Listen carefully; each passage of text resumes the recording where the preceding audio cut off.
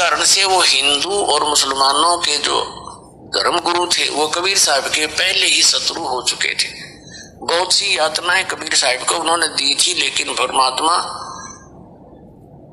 पर उनका कोई असर हुआ नहीं था। तो उनका दाव लग गया। और विशेषकर परमात्मा ऐसी लीला उस दिन किया करते थे जिस दिन दिल्ली का सम्राट सिकंदर लोधी काशी बनारस में अपने दौरे पर जाता था। उन दिनों में दिल्ली का सम्राट यानी पूरे भारत का राजा, वो भी अपने छोटे राजाओं की खबर लेने के लिए, जैसे काशी का नरेश, वहां उसमें वीर देव सिंह बघेल थे, तो उनके पास जाते रहते थे। उनकी सारी राजकाज की वो नजर रखते थे, क्योंकि वो सब उनके अंतर्गत होते थे। उसी समय परमात्मा ने ये लीला की। सभी हिंदू धर्म के आचार्य, शंकराचार्य और अन्य जितने मंडलेश्वर थे, उनका सबका दाव लग गया। ब्राह्मण गुरु जितने थे, और उधर से मुसलमानों के पीर और काजी जो पहले दुखी थे परमात्मा से, और साथ में एक शेख तकी नाम का जो मुसलमान था, वो पीर था, गुरु था, किसका? सिकंदर लोधी का, राजा का। और उसके पूरे भारत के जितने भी मुसलमान धर्म के अनुयायी थे, उस शेख तकी के संकेत से सब काम करते थे। वो इतना उसको मानते थे, और वो सिकंदर लोधी के साथ ही जाता था। वो भी पहुंचा हुआ था। अब सभी ने मिलकर, हिंदू और मुसलमान दोनों के धर्मगुरु, उन्होंने अपने अपने अनुयायियों को भ्रमित किया। कहा कि देखो भाई, ऐसा व्यक्ति अगर काशी में रहेगा, हमारे नगर में रहेगा, क्या असर पड़ेगा बच्चों पर, कैसे निकलेंगे हम बाहर। चलो, राजा सिकंदर लोधी आया है, उसके सामने हम अपने अर्ज करेंगे और इसको कठिन दंड दिलवाएंगे। वीर देव सिंह बघेल जो काशी नरेश थे, वो भी परमात्मा कबीर जी के शिष्य हो चुके थे। उनकी लीला देखकर, उनकी शक्ति देखकर, उनके ज्ञान को से परिचित होकर दिल्ली के सम्राट सिकंदर लोधी भी कबीर परमात्मा जी के शिष्य हो चुके थे। क्योंकि सिकंदर लोधी को एक बहुत भयंकर असाध्य रोग था, और वो परमात्मा कबीर जी के आशीर्वाद मात्र से स्वस्थ हो गया था, जिस कारण से पुनर्जीवन प्राप्त करके सिकंदर लोधी कबीर परमात्मा का बहुत आभार व्यक्त किया करते थे और शिष्य भी बन गए थे। लेकिन राजा का इतना ही सांग होता है, जनता घनी दिखी ना, अपने राज के जाने के भय से वो कुछ भी फैसला ले लेता है। उस समय ना वो भगवान देखता, ना कोई गुरु और धर्म देखता। धर्म धार्मिकता।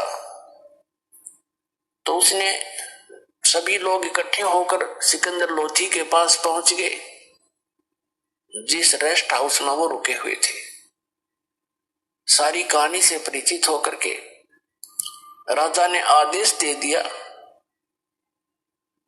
कि इसको, सभी ने कहा जी इसको सजाए मौत दी जाए और गंगा के अंदर डबो के मारना चाहिए इसको, पत्थर मार मार के। राजा ने अपने राज्य को बचाने के लिए, कहीं जनता तेरी विरोधी ना हो जा, ये हम इसे नकली है, अपने हाथ से सिकंदर लोधी ने कबीर साहब का, अपने गुरुदेव का हथकड़ी लगाई।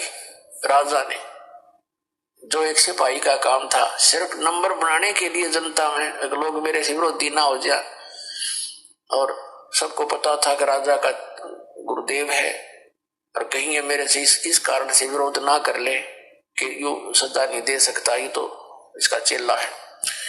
वो सब मर्यादाओं को लांग के अपने हाथों, परमात्मा के हाथों में हथकड़ी लगाई, पैरों में बेड़ी और गल में एक जंजीर भारा डाला करते, तोग जो नीचे पैरों से लेकर हथकड़ियों के साथ ऊपर तक जकड़ देती थी। उस पे तोड़ नहीं सकता, भाग नहीं सकता, धीरे धीरे चल सकता था। ऐसा करके और कहा इसको गंगा दरिया में डुबो दो। अब शेख तकी जो धार्मिक गुरु था सिकंदर लोधी का, उसने बागडोर संभाल ली, अगली माफ करते हुआ इसका काम। उनको ले जा करके गले में पत्थर बांध दिए।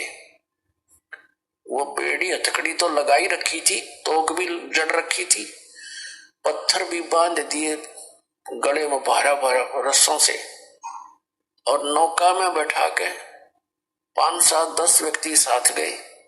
दरिया गंगा के बीच में जाकर उठा के कबीर साहब को और ऐसे पटक दिया कि ना हाथ पैर मार सकेगा और पत्थरों के वजन से डूब जाएगा, इसका टंटा कट जाएगा। उन्होंने ऐसे पटका गंगा के अंदर, दरिया के अंदर, सभी हथकड़ी बेड़ी अपने आप टूट गई, पत्थर बांध रखे थे वो टूट गए, वो दरिया में डूब गए। और कबीर साहब ऐसे बैठे हैं उस गंगा के जल के ऊपर जैसे थल पर बैठा करते हैं, आसन पद्म लगा के, नीचे से लहर जा रही है, परमात्मा सुरक्षित बैठे। अब नौका वाले वापस आ गए। अब लोगों ने देखा कि डूबा नहीं, पहले तो ये सोचा कि अब डूब जाएगा थोड़ी सी देर में, पत्थर वत्थर नीचे खींचेंगे इसको। जब देखा कि इतना डूब रहा है, ना इसको हथकड़ी रही है, तो सबने कहा कि पत्थर मारो पत्थर मारो, किनारे से लोग पत्थर मारने। अब पत्थर वहां कहां जाते, बीच में 2 फुट की दूरी पे। फिर कहा कि तीर लाओ, गोली लाओ, बंदूक से मारो। तीर ले आया, कोई बंदूक ले आए और वहां गोली मारे परमात्मा के ऊपर। जब तीर और